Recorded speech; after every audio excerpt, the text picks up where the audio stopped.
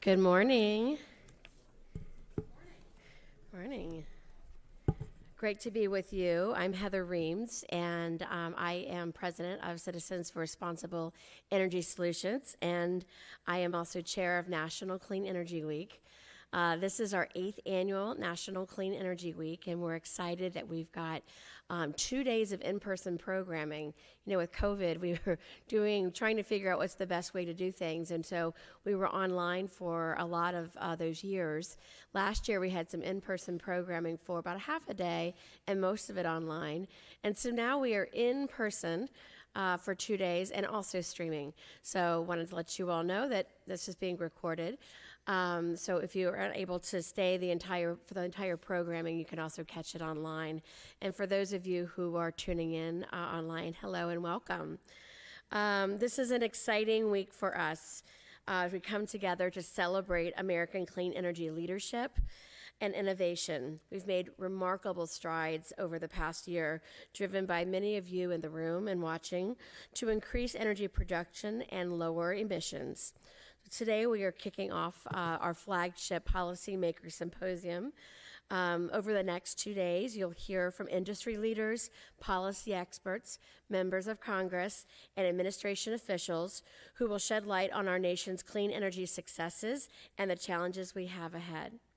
At this point, we are all aware that in order to meet the rising energy demands, we need more clean, reliable, affordable, and American-made energy. So what do we need to do to get there?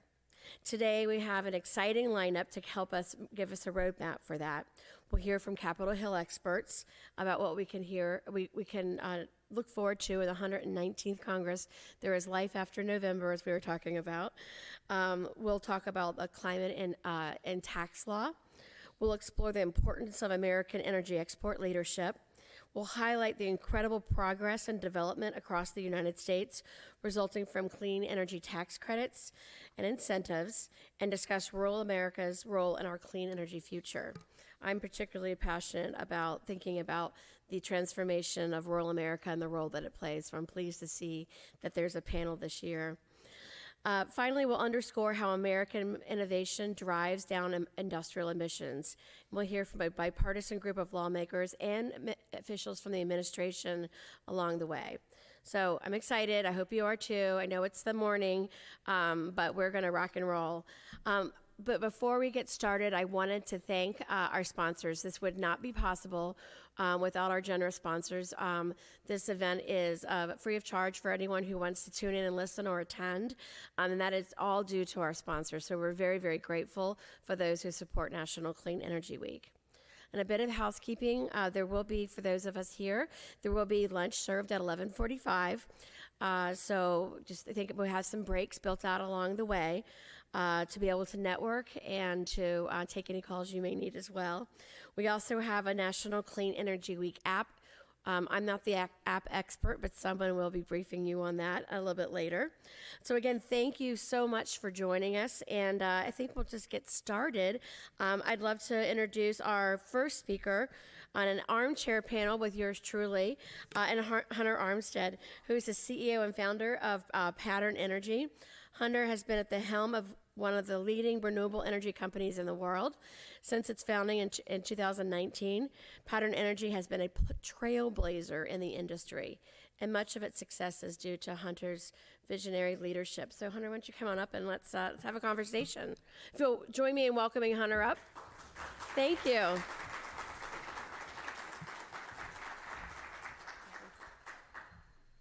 Heather. Actually, it was 2009. 19 would have been a pretty awesome. 19? Oh, right. Yeah, we've had a busy through 2019. I always do this. I think I accelerate. Maybe I don't want to be as old as I am. I don't know. 2009, pardon. Yeah. So I thought it would be great just to start off, easy question, but scene setter. Tell us about Pattern Energy, what it does, where it is. You produce energy, it has energy in the name, but tell us more. Well, maybe just I'll start with a little bit of the origin story, which was I have had the blessed fortune to be doing this since like 2002 when the industry was first rolling out, really going from scale. I mean, doing from a couple hundred megawatts a year and to up to a few gigawatts a year. And really what not to get nerdy on it, but one of the things that changed that is we became efficient in how we finance our tax attributes, which was actually one of the things that myself and at Babcock & Brown we actually did, was create the evil structure that's still being used today. And it's still very complex, and it's not overly interesting, so we won't talk about it. But the reality is that we've seen been part of the industry since we had a small product that no one wanted. We were just convincing utilities to buy. And really this whole transition to see to where we are today, where we have exploding demand, which hasn't happened in forever. And this small little cottage industry is now expected to be at the core of providing the future of our energy. And which gets back to how kind of Pattern came into being. And so we've always been exclusively renewables. And strangely, we were one of the crazy people even before Pattern that we developed something called the Trans-Bay Cable, which was the first HVDC cable that was one of the coolest projects ever that connected basically San Francisco to, went through the Bay. Wow. And so we had this ridiculous belief that we could actually develop transmission and that transmission was going to be critical to where we were going. Yeah.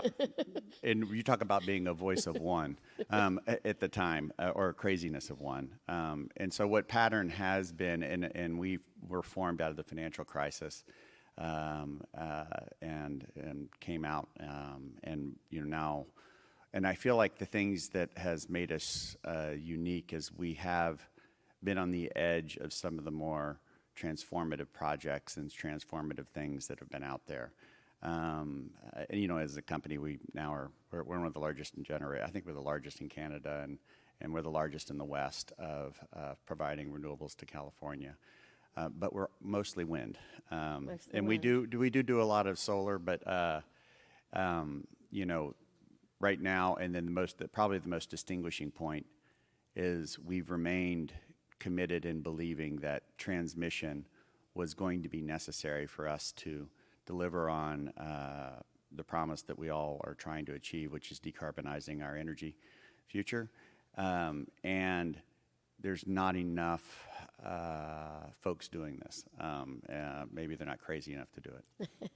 So if you were at the forefront like this, what kind of culture do you create to be the crazy? I mean, it is interesting to think about. We're going to be like these trailblazers. Like you think about like the Bonnets, and you're going out west and doing this. But what kind of culture and people have you attracted to the company to be in such a forefront? It's funny. It's such a classic kind of CEO word. Is like, how do you form the culture that you're trying to? How do you emulate the culture you're trying to create? And really, we have, we have not been in the offshore business because we felt like there was a lot of other very capable people that were doing that, so we kind of stayed away from it.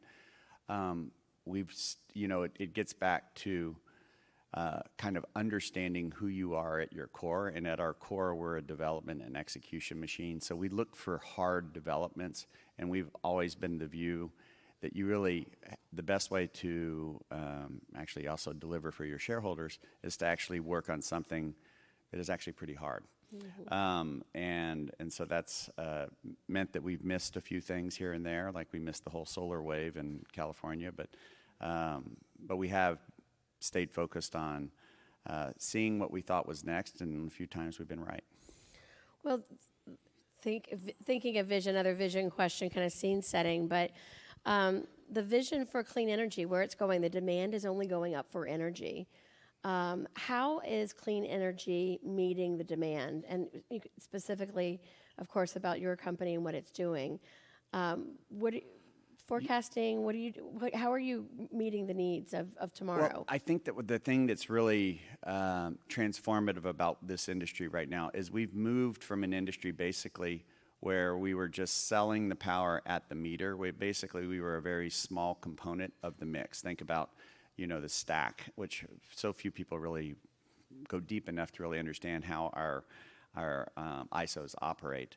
But we're moving into becoming a deeper and deeper percentage of that. And what that means is the complexity. It used to be that load was heavily influenced by weather. Now it's load and generation. So the speed of balancing those two things is getting materially more complex. And so that means the capabilities of companies like ourselves has to change dramatically, because we used to really just be developers and builders, and then it would be the utilities problem to kind of figure out how that power was going there. That's not the case anymore.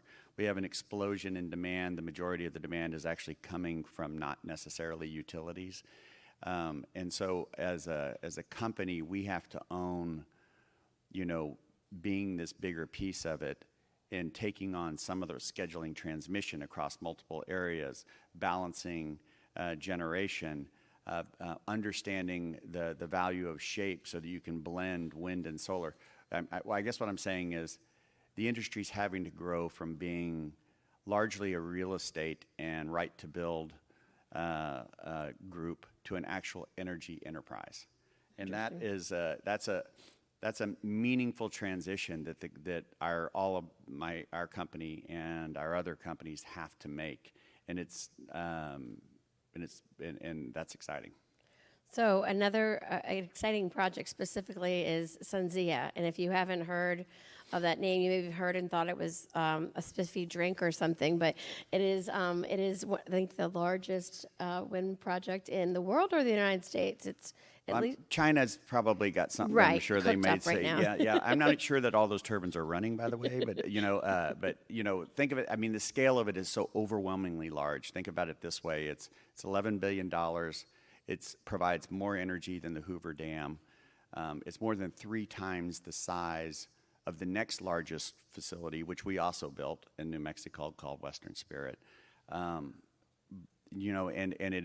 right now, I view it as both a success and an extreme cautionary tale about the challenges of delivering major infrastructure that's necessary for this country to achieve its goals. It is, our partner MMR, who worked on this for 12 years and toiled away at it for before we came in and basically drove it across the line. They were doing God's work and staying committed, and when everyone would tell them this was never going to happen, it is. But what's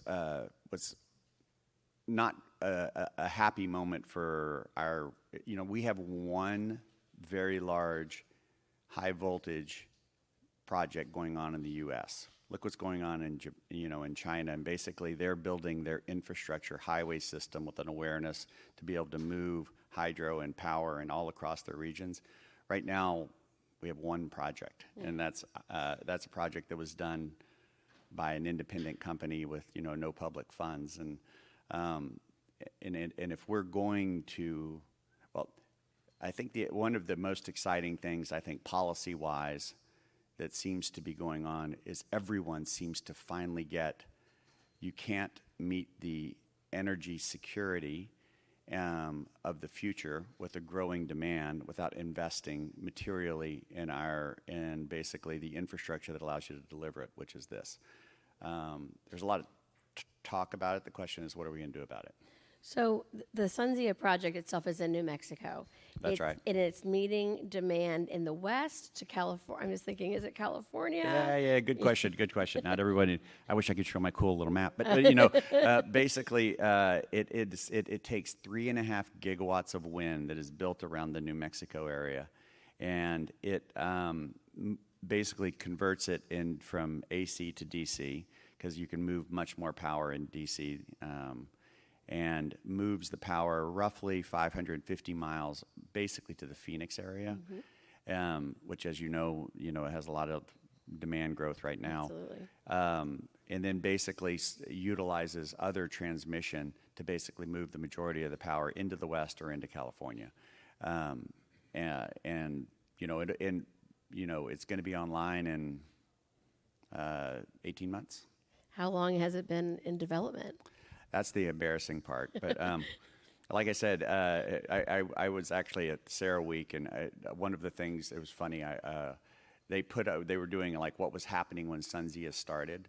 And believe it or not, one of the items was Taylor Swift released her first album Oh, no. at that point.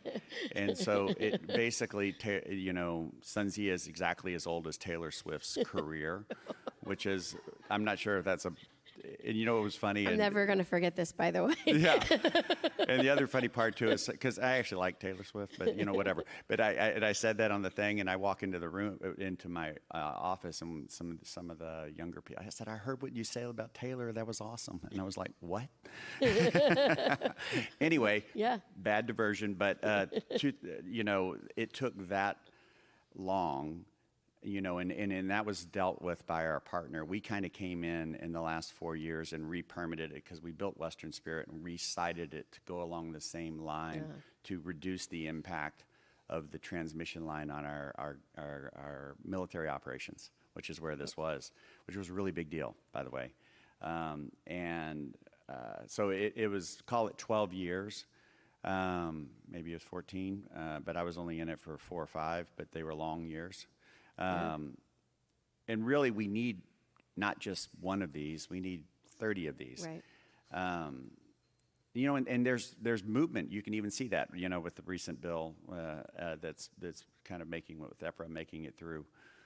We'll see whether or not there's goes. progress on it. Plenty of discussion about that when we're here during this Policymaker Symposium. Absolutely. I mean, but it's.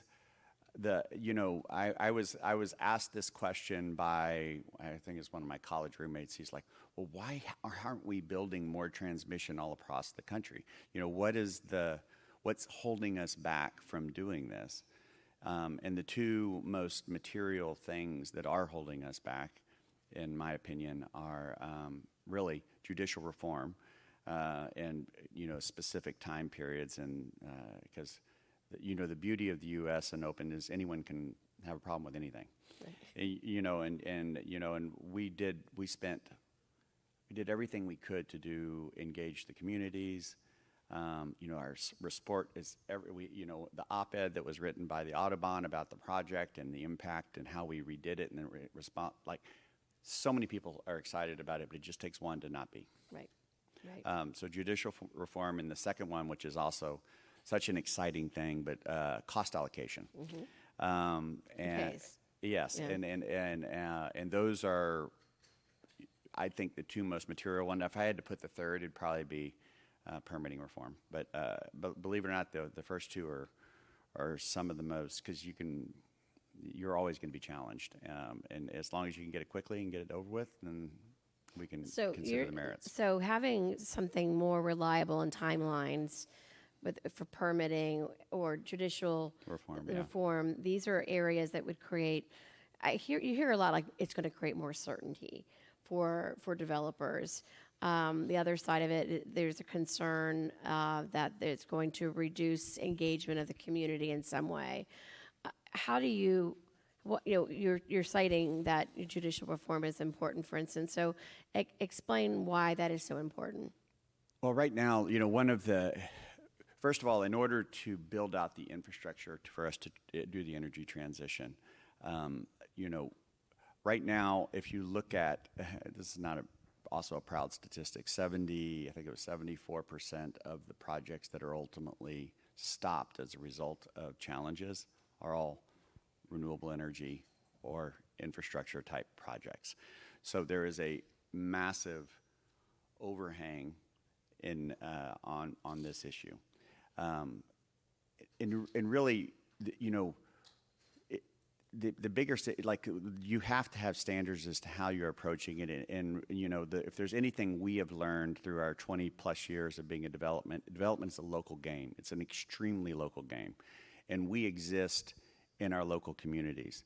I'm not concerned about the supports from the local communities. It's usually just some very, very small minority issue that creates the opportunity for challenge. That's where the issue is. Mm-hmm. This should not be a shortcut around responsible, engaged local support and development for these projects. You're right about the community engagement. You're supporting communities, working with communities. What kind of engagement is typical for your company? Oh my gosh, it's at every level. It starts from because really our fundamental customer is our local farmers that we coexist with, and the impacts that we have to these communities from tax revenues, the jobs that we're creating. It is. And anytime you're doing something, there's going to be someone who doesn't want you to do it. Right. But the overwhelming benefits, especially if you understand that like when we go into these communities, we're not going in there for 5 years. We're going to be there forever. Yeah. We're going to be their neighbors. And neighbors means a whole lot. And so, and that's not always the case, but that's the example, that we think we're trying to set, with engagement both at the local, the state, and ultimately the federal. Yeah, I understand that. You're talking also about permitting reform and the bill that passed in the Senate committee, and we have yet to see if it's going to be go to the floor in the Senate. Yeah. So that's one hurdle. And then we have our friends in the House. Yep. They also have a bill out of the House Natural Resources Committee focused on NEPA reform. Yep. Do you think there could be a marriage of these two and something moving along? What's your prediction? Because I'm so good at DC politics predicting. I mean, we got to be Nostradamus on that. But I just hope that we don't make perfect the enemy of the good. Because right now there's some really important provisions that would move us forward. And there's a lot at stake. Yeah, right? There really is. And the biggest issue to me is we're not interconnecting our regions. And when you interconnect your regions, just the very presence of that interconnection creates capacity in both sides, because you rarely have, and especially with increasing climate shock or increasing events that are creating strain in one area, they don't usually hit the same area as long as they're a few hundred miles right. apart. And that actually creates resiliency. And right now, like this pace of demand growth, when you add in electrification of really kind of everything, which is what we should be doing to be decreasing our carbon, add in the fact that, I do believe it is a national security issue that we're looking at the presence of AI in data centers and making sure, because these issues that the utilities have are really real and very complex. You have these massive loads that are coming in. And so how do you deal with the cost allocation? They have an obligation to serve, but you have, outsized demands. And so how do you come up with approaches that allow them to pay for that fair increment? So that we can actually keep working on it. And then you also have an entire industry that's creating a massive amount of load, but their core business is not understanding power. Right. Or regulatory challenges or local permitting but they need the power. Right. You just don't plug it in and go, okay, go. But my point is that this demand growth and this presence of the electrification and everything else, it's a beautiful thing. It's much better from a carbon perspective to support an EV, even if you have more natural gas to support it on the interim. And so this is a great direction for our country, is to electrify really kind of everything. But the pace at which we can, and that may increase the challenge of renewables to replace that. But it's still better to build gas during that time frame. Right. So I've heard American homegrown energy, grow it, make it happen. We need it all. We absolutely do. And also, really, the U.S. is better, I think, than most places around producing even natural gas and reducing methane emissions and putting higher standards on how we actually produce our fossil. Some of the cleanest in the world, they say, and it's export our standards as well as our products, right? Well, and the U.S. is blessed actually with, we don't have a lot of transmission, but we got a lot of wind, we got a lot of solar, and we actually have a lot of natural gas too. And that's a real thing. So looking forward, not beyond November, but like really looking forward, like 2030, 2040, 2050. There's a lot of aspirational goals to get to net zero, but that's a long track. Hopefully we're seeing projects more than one at a time. Maybe something a little bit more because that means we're only seeing like three or four projects maybe. So seeing something more exponential. But what kind of outlook do you have, Hunter? Well, what's the proverb that says that, the best time to have planted a tree was 30 years ago. The next best time is today. Yeah. I mean, we are we're not going to snap our fingers and the grid's going to get have adequate capacity. We have to have put in place policies and a framework that allows people to be paid, to do this. Because right now, you could probably ask most even utilities, you could figure out where to run interconnecting the regions to increase the resiliency and allow a higher proliferation of renewable energy. That's going to take some time. And so I see it kind of in stages in the sense of we have to keep, EVs are going to become the dominant source just because they're a better product, in my opinion, because I have a few of them myself. And once you get used to never going to the gas station, it's kind of awesome. And so we're going to see the electrification of our grid because it's the right thing to do. And we have to start working with a vision of interconnecting our regions and creating greater capacity for more renewable development. But there's going to be a lot more gas, too, to meet some of these demands, which hopefully is also getting rid of coal. So I see it, I do worry that if we set, because the core issue that everyone has to remember when you're talking about power, if we don't reliably deliver and meet the challenges of, it's a scary thing to not have power. And so we have to have this commitment to expanding renewables everywhere, but also understanding that we're going to need backup during that time frame. While some certain technologies like the grid the things that kind of decrease the strain of being dependent on it is increasing the grid, getting more batteries out there, but this is going to take some time. Then I guess one of my final questions is thinking about internationally. We've been thinking about the U.S. and our grid, right? But then thinking about the demand worldwide, thinking about developing nations. So much. So is the future for them renewable? And how can we, as the U.S., what kind of policy making can we do to proliferate around the world? Oof, we haven't done. Yeah. Well, I tell you, it's like I did take my kids over for a mission trip to Africa, and it was amazing. But it was scary. I was seeing China was building 2 coal plants at the time, and they didn't have power anywhere. And so you can, I do think that there's going to be more microgrid type solutions to that solution, and solar and batteries actually work quite well for things like that. It's as far as allowing people to participate in the economy, and charging phones and everything else that's over there. And so I think we're going to see more systems like that. But this is like carbon is not where we emit. It doesn't matter where in the world we emit the carbon; it's all the same. Yeah.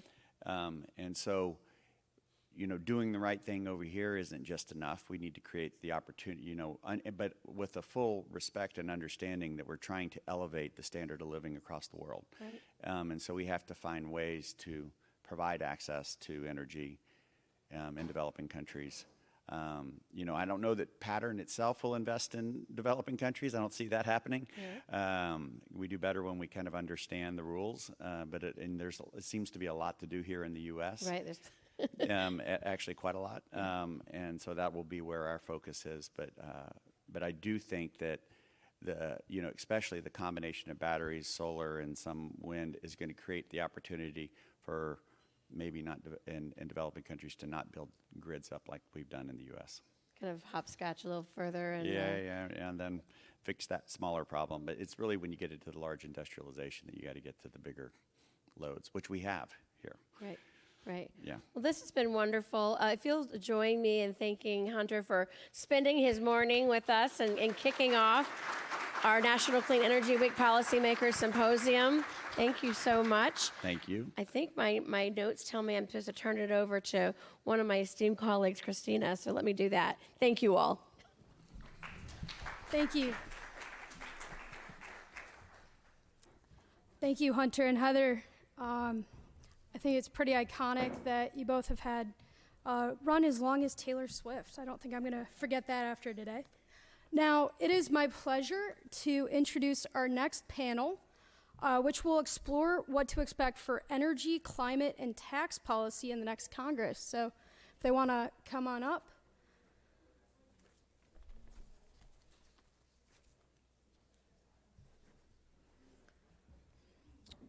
And we are